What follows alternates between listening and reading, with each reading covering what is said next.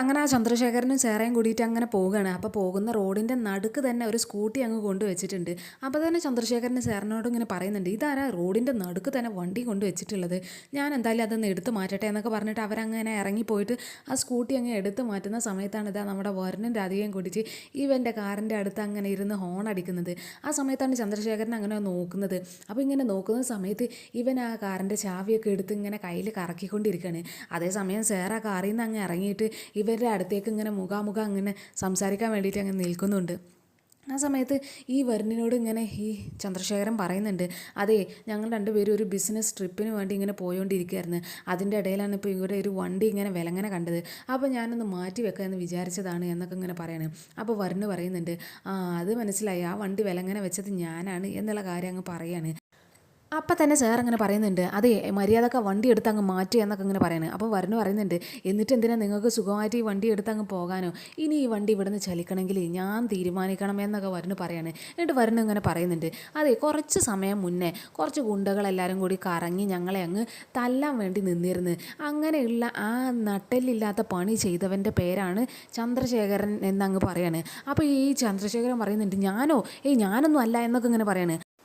ആ സമയത്ത് രാധിക പറയുന്നുണ്ട്, ആ നട്ടലില്ലാത്ത പണി ചെയ്യാൻ വേണ്ടി ഈ ചെറിയച്ഛനോട് പറഞ്ഞ ആളുടെ പേരാണ് സേറ എന്നും കൂടി അങ്ങ് പറയണേ. അപ്പോൾ സേറക്ക് അങ്ങ് ദേഷ്യം വരുന്നുണ്ട്, ഇതേ മര്യാദക്ക് സംസാരിക്കണം, ഞാൻ ആരാണെന്ന് നിനക്ക് അറിയില്ല എന്നൊക്കെ ഇങ്ങനെ പറയണേ. അപ്പോൾ ഈ രാധിക പറയുന്നുണ്ട്, നിങ്ങൾ ആരാണ് എന്ന് കൂടുതൽ പഠിക്കേണ്ട യാതൊരു ആവശ്യമില്ല, അതിന് മാത്രം വലിയ സംഭവമൊന്നും അല്ല നിങ്ങളെന്ന് പറയുന്നത് സാധാരണ ആളുകൾ ഭക്ഷണം കഴിക്കുന്ന ആ ഭക്ഷണത്തിൽ വിഷം കലർത്തുന്ന ഒരു വിഷജന്തുവാണ് എന്നൊക്കെ ഇങ്ങനെ പറയാണ്. പിന്നെ നിങ്ങൾക്കൊരു വിചാരം ഉണ്ടാകും പണം കയ്യിലുണ്ട് എന്ന് വിചാരിച്ച് എന്തും ചെയ്യാന്നുള്ളത്. അങ്ങനെ ഒരു തോന്നൽ വേണ്ട. ഞങ്ങൾ സഹി കെട്ട് നിൽക്കണേ, ഇനി എന്തെങ്കിലുമൊക്കെ ചെയ്താൽ ഞങ്ങൾ തിരിച്ചെന്തെങ്കിലുമൊക്കെ ഒന്ന് ചെയ്തിരിക്കും എന്നൊക്കെ ഇങ്ങനെ പറയണേ. അപ്പോൾ ഈ വരുണ് പറയുന്നുണ്ട്, ചെറിയ ഒരുപാട് നെറികേടുകൾ കാണിച്ചു, എല്ലാം നല്ല പെർഫെക്റ്റ് ആയിട്ട് നല്ല വിജയിച്ചും ചെയ്തു. ഏറ്റവും കൂടുതൽ കാണിച്ച നെറികേട് എന്ന് പറഞ്ഞാൽ കണിമംഗലം ഗ്രൂപ്പിനോടായിരുന്നു. അതും ചെറിയച്ഛന് നല്ല രീതിയിൽ അങ്ങ് കാണിച്ചിട്ടുണ്ട്. അതും ആ ബെഞ്ചമിനെ ഇറക്കിയിട്ട്, അതാണെങ്കിൽ ഞാനും അറിഞ്ഞില്ല അച്ഛനും അറിഞ്ഞില്ല. അതുകൊണ്ട് ആ കമ്പനി അങ്ങ് പോയി, അതുപോലെ തന്നെ കുടുംബം പോയി, എല്ലാം നഷ്ടപ്പെട്ട്. പക്ഷേ ഞാനെങ്ങാനും തീരുമാനിക്കുകയാണ് ആ നഷ്ടപ്പെട്ട ആ കമ്പനിയൊക്കെ തിരിച്ചു പിടിക്കണം എന്ന് തീരുമാനിച്ചിട്ടുണ്ടെങ്കിൽ അതിനൊരു ചെറിയൊരു നഷ്ടം കൂടി ചെറിയച്ഛന് വരും. ചെറിയച്ഛൻ്റെ ജീവൻ തന്നെ അങ്ങ് നഷ്ടപ്പെടും, ഞാൻ ചെറിയച്ഛനെ അങ്ങ് കൊല്ലും എന്നൊക്കെ അങ്ങ് പറയാണ്. അപ്പോൾ ഈ രാധിക ഇങ്ങനെ പറയുന്നുണ്ട്, ഞങ്ങളിപ്പം പഴയ ആളുകളൊന്നും അല്ല, ഞങ്ങളിപ്പോൾ സഹി കെട്ട് നിൽക്കുന്ന നല്ല മനസ്സിന് നല്ല ശക്തിയും കട്ടിയും ഉള്ള ആൾക്കാരാണ്. അതുകൊണ്ട് തന്നെ ഇനി ചെറിയച്ഛനെ കൊല്ലണം എന്നുണ്ടെങ്കിൽ പുറത്തുനിന്ന് വേറെ ആളെ ഇറക്കേണ്ട ആവശ്യമൊന്നുമില്ല, എൻ്റെ ഭർത്താവ് തന്നെ മതി നിങ്ങളുടെ കഴുത്തങ്ങ് ഞെരിച്ച് കൊല്ലാൻ വേണ്ടിയിട്ട്. അതുകൊണ്ട് ആ ഒരു കാര്യം കൂടി ഇനി ഞങ്ങളെ കൊണ്ട് ചെയ്യിപ്പിക്കരുത്, ഞങ്ങൾ ഇനി ആകെ തന്നെ സഹി കെട്ട് നിൽക്കുകയാണ്, ഇനി ഞങ്ങൾ എന്താ ചെയ്യാന്ന് പറയാൻ പറ്റില്ല എന്നൊക്കെ ഇങ്ങനെ പറയണം. അപ്പോൾ വരുണ് പറയുന്നുണ്ട്, ഇനി ചെറിയച്ഛന് എന്തെങ്കിലും ഒരു കാര്യം ഞങ്ങൾക്കെതിരെ ചെയ്യണം എന്ന് തോന്നുകയാണെങ്കിൽ ചെറിയച്ഛൻ ഒരു കാര്യം കൂടി ചിന്തിക്കണം, ചെറിയച്ഛന് വേണ്ടിയിട്ട് ബലി ഇടാനുള്ള ഒരാൾ ഞാനും കൂടിയാണ്. അപ്പോൾ ഇനി ബലിച്ചോറ് തിന്നാനുള്ള ആ ഒരു അവസ്ഥ വേണം എന്നുണ്ടെങ്കിൽ മാത്രം ഈ ഒരു പണിക്ക് ഞാൻ ഇറങ്ങിയാൽ മതി. ഇനി ഞങ്ങൾക്കെതിരെ മുട്ടാൻ വരികയാണെങ്കിൽ തീർച്ചയായിട്ടും ചെറിയച്ഛനാണെന്ന് നോക്കില്ല, ഞങ്ങൾ തീർത്തിരിക്കും എന്നൊക്കെ ഇങ്ങനെ പറഞ്ഞിട്ട് അവർക്കൊരു വാണിങ്ങും എടുത്തിട്ട് അവരൊക്കെ ആ ഒരു സ്കൂട്ടി എടുത്തിട്ട് അങ്ങ് പോവുകയാണ്. അപ്പോൾ ഇവരിങ്ങനെ പോകുന്ന സമയത്തൊക്കെ സേറക്ക് ഭയങ്കര പക ഇങ്ങനെ മനസ്സിൽ വരുന്നുണ്ട്. അപ്പോൾ ഈ സേറ പറയുന്നുണ്ട്, ഇനി അവരെ അങ്ങനെ വളർന്ന് വിടാൻ പറ്റില്ല, ഇനി അവൾ വളർന്ന് പന്തലിക്കാൻ വേണ്ടി അനുവദിക്കാൻ തീരെ ഒക്കില്ല. അതുകൊണ്ട് ഇനി അവരെ ജീവനോടെ വേണ്ട, അവർ രണ്ടുപേരെയും കൊല്ലണം എന്നുള്ള കാര്യം അങ്ങ് പറയാണ്. പക്ഷേ ഇതുവരെ നമ്മൾ നടത്തിയ പ്ലാനൊക്കെ ഫ്ലോപ്പായി. പക്ഷേ ഇനി നടത്താൻ പോകുന്ന പ്ലാന് അത് എന്തായാലും അവരങ്ങ് വീണിരിക്കും. ആ ഒരു പ്ലാനാണ് ഇനി നടത്താൻ പോകുന്നത്. അപ്പം അതിനു വേണ്ടി അവർ ജീവൻ എടുക്കല്ലാതെ ഇനി വേറെ വഴിയില്ല എന്നൊക്കെ ഇങ്ങനെ ഈ ചന്ദ്രശേഖരനോടൊക്കെ അങ്ങനെ പറയുന്നുണ്ട്.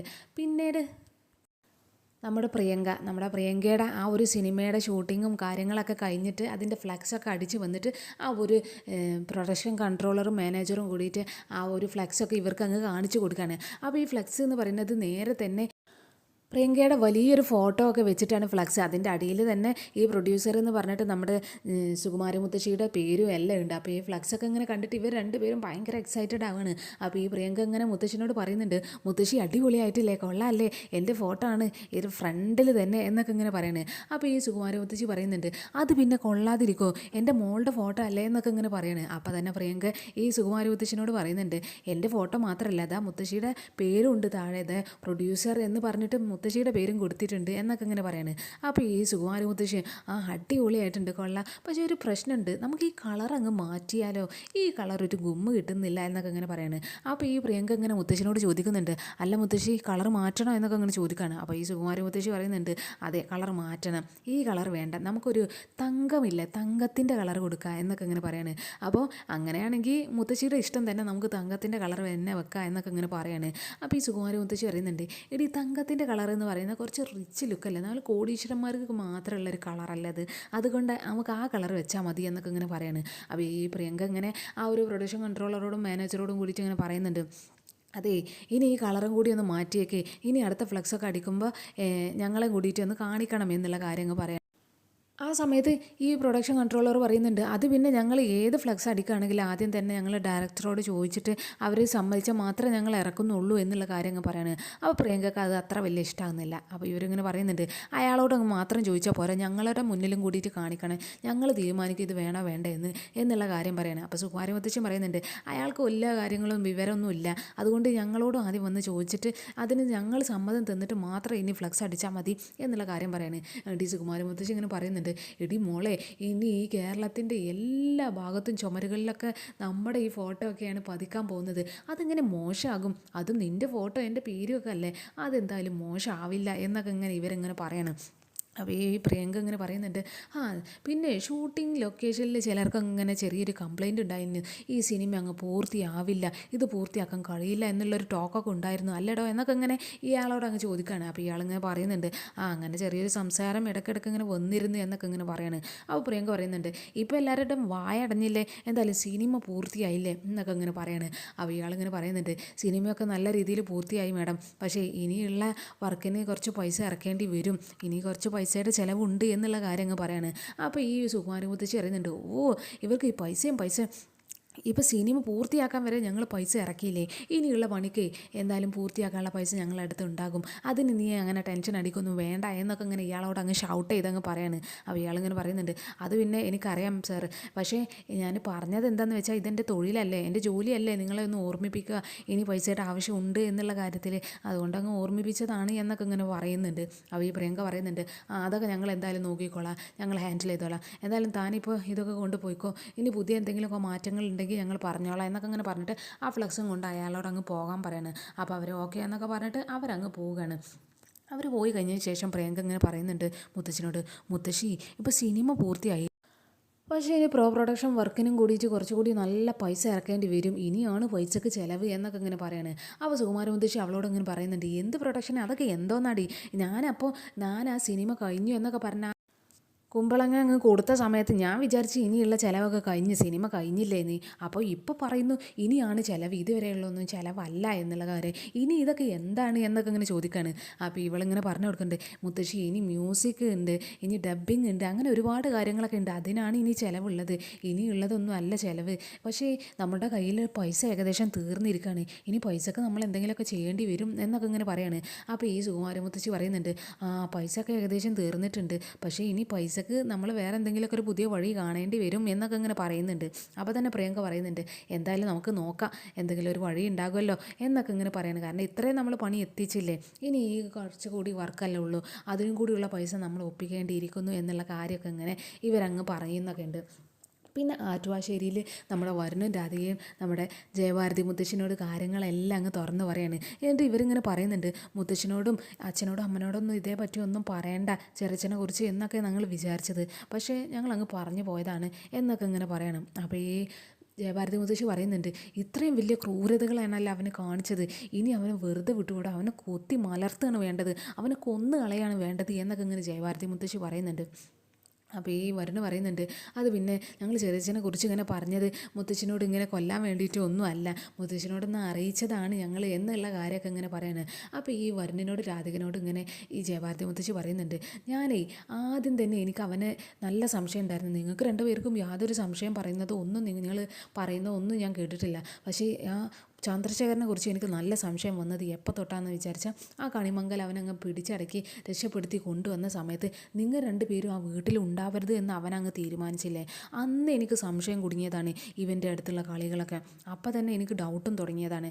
പിന്നെ അതിന് ശേഷം ഈ കൽപ്പന ഉർവശിയും കൂടിയിട്ട് എന്നെ ഒരുപാട് ഉപദ്രവിച്ചല്ലോ. അങ്ങനെ ഉപദ്രവിക്കണമെങ്കിൽ അവൻ്റെ സമ്മതം ഇല്ലാതെ അവരങ്ങനെ ചെയ്യില്ല എന്ന് ഉറപ്പാണ്. മാത്രമല്ല എനിക്ക് അസുഖമായി കിടന്ന സമയത്ത് അവൻ എന്നെ കണിമംഗലത്തിൽ നിന്ന് പുറത്താക്കി ആ ഗസ്റ്റ് ഹൗസിലേക്ക് താമസം മാറ്റിപ്പിച്ച് എന്നെ ഒരുപാട് കഷ്ടപ്പെടുത്തി. അപ്പോഴൊക്കെ എനിക്ക് അവനെ ഉറപ്പായിരുന്നു അവനാണ് ഇതിൻ്റെ പിന്നിൽ എന്നതൊക്കെ. പക്ഷേ ഇനി എന്തെങ്കിലുമൊക്കെ ശല്യം അവന് ചെയ്യുകയാണെങ്കിൽ അടുക്കളയിൽ നിന്ന് കയറി കത്തി എടുത്തിട്ട് പിച്ചാത്തി എടുത്ത് അവൻ്റെ വയറിൽ അങ്ങ് കുത്തി കയറ്റാനുള്ള ദേഷ്യമുണ്ട്.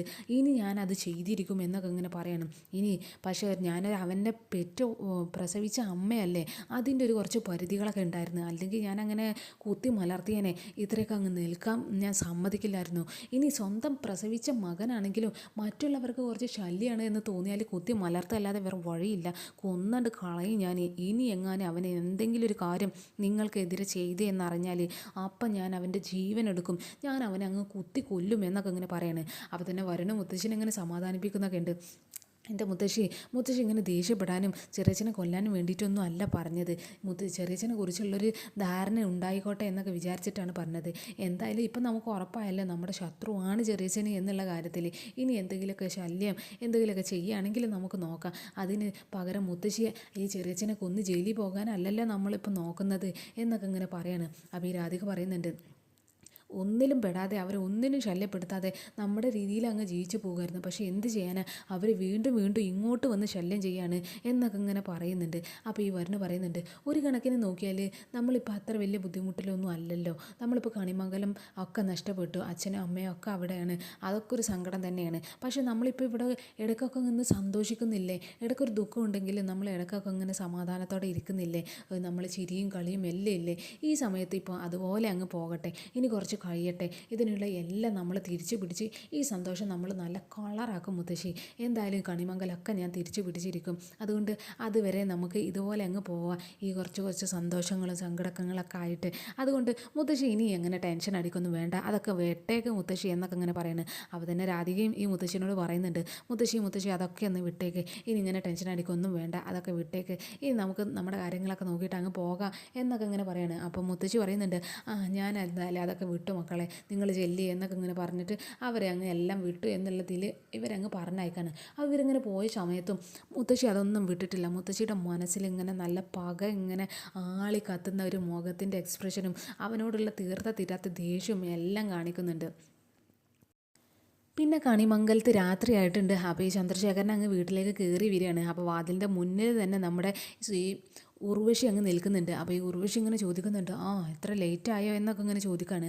അപ്പോൾ ഈ ചന്ദ്രശേഖരൻ അവളോട് അങ്ങ് ചോദിക്കുന്നുണ്ട്, ഇതെന്താ നേരത്തെ വരാൻ, ഇവിടെ എന്തെങ്കിലുമൊക്കെ കാര്യങ്ങൾ ചെയ്ത് തീർക്കണ്ടായിരുന്നു എന്നൊക്കെ ഇങ്ങനെ ഇവളോട് അങ്ങ് ചോദിക്കുകയാണ്. അപ്പോൾ ഇവളിങ്ങനെ പറയുന്നുണ്ട്, അതൊന്നും അല്ല, അതല്ല ഞാൻ ഭക്ഷണം എടുത്ത് വെച്ചിട്ടുണ്ട്, ഭക്ഷണം കഴിക്കുന്നില്ല എന്നൊക്കെ ഇങ്ങനെ കുറച്ച് ഗൗരവത്തിൽ അങ്ങ് ചോദിക്കുകയാണ്. അപ്പോൾ ഈ ചന്ദ്രശേഖരൻ പറയുന്നുണ്ട്, എനിക്ക് ഭക്ഷണമൊന്നും വേണ്ട, ഞാൻ കഴിച്ചതാണ് എന്നൊക്കെ ഇങ്ങനെ പറയാണ്.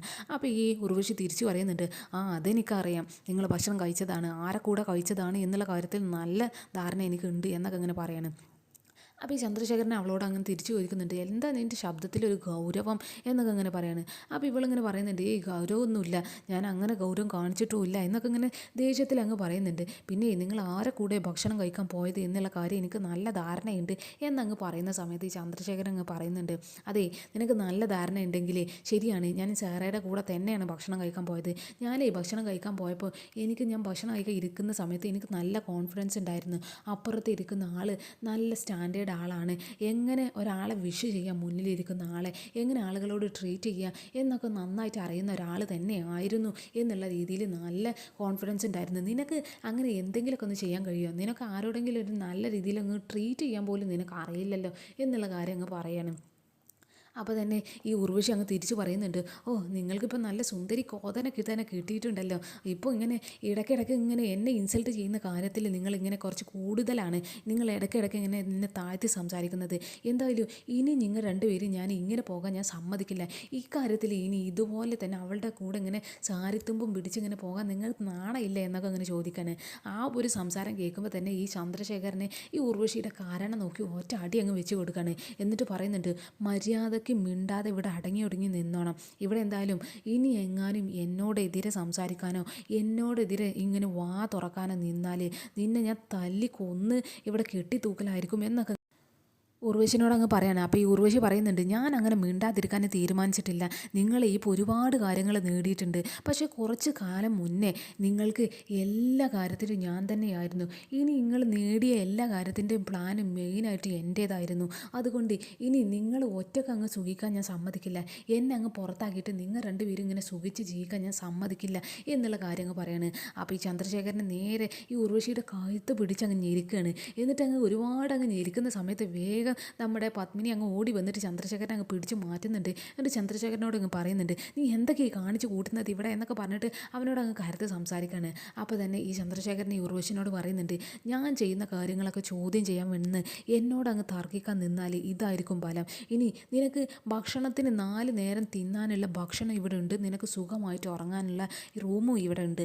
അതിൽ കൂടുതൽ എൻ്റെ കാര്യത്തിൽ എങ്ങാനും ഇടപെടാൻ നിന്നാൽ നിന്നെയൊക്കെ ഞാൻ കെട്ടിത്തൂക്കി കൊന്നങ്ങ് കെട്ടിത്തൂക്കലായിരിക്കും. അതൊന്നും ചോദിച്ചു പറയാനും ഇവിടെ ആരും വരില്ല എന്നൊക്കെ കാര്യം ഒരു ഭീഷണിയും കൂടിയിട്ട് അങ്ങ് കൊടുത്തിട്ട് ചന്ദ്രശേഖരൻ അങ്ങ് പോവുകയാണ്. ആ സമയത്ത് ഇങ്ങനെ ഈ ഉർവശി ഭയങ്കരമായിട്ട് സങ്കടപ്പെട്ട് അങ്ങ് നിൽക്കുന്നുണ്ട്.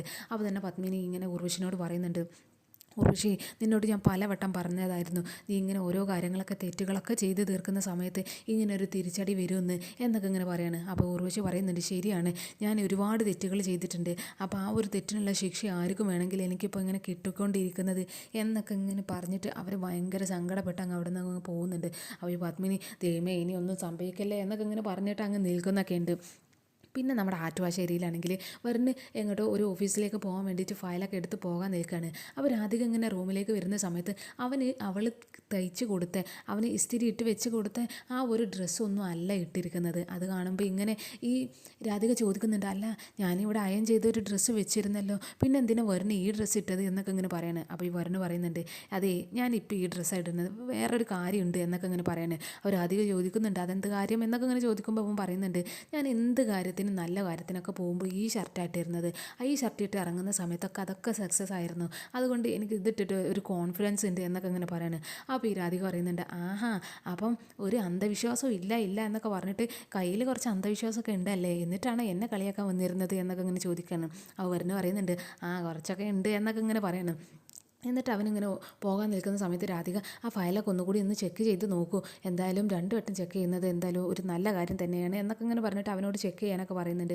അവൻ ഫയലൊക്കെ ചെക്ക് ചെയ്തിട്ട് ഓക്കെയാണ്, എന്തായാലും ഞാൻ ഇറങ്ങട്ടെ എന്നൊക്കെ ഇങ്ങനെ പറയുന്നത്. അപ്പം മുത്തശ്ശിനെ കാണുന്നില്ല. അപ്പോൾ തന്നെ ഇവനിങ്ങനെ ചോദിക്കുന്നുണ്ട്, അല്ല മുത്തശ്ശി എവിടെ പോയി എന്നൊക്കെ ഇങ്ങനെ ചോദിക്കുകയാണ്. അപ്പോൾ രാധിക പറയുന്നുണ്ട്, പാവം ഇന്നലെ ചെറിയച്ഛനെ കുറിച്ച് പറഞ്ഞപ്പോൾ ഭയങ്കര ടെൻഷനായിരുന്നു, അതുകൊണ്ട് കുറേ നേരം ലേറ്റായിട്ടാണ് ഉറങ്ങിയത്, അതുകൊണ്ടായിരിക്കും എണീക്കാത്തിരുന്നത് എന്നൊക്കെ ഇങ്ങനെ പറയണം. ആ സമയത്ത് മുത്തശ്ശി അവിടെ ഇങ്ങനെ എണീക്കുന്നേ ഉള്ളൂ. അപ്പോൾ എന്തായാലും ഈ വരുന്ന് പറയുന്നുണ്ട്, മുത്തശ്ശി എന്തായാലും ഉറങ്ങിക്കോട്ടെ, ഞാൻ എന്തായാലും പോട്ടെ, നീ പോയി കഴിഞ്ഞിട്ട് മുത്തശ്ശിനോട് പറഞ്ഞേക്കെ എണീക്കുമ്പോൾ ഞാൻ പോയിട്ടുണ്ട് എന്നൊക്കെ പറഞ്ഞിട്ട് അവൻ ഇറങ്ങുന്നൊക്കെ ഉണ്ട്.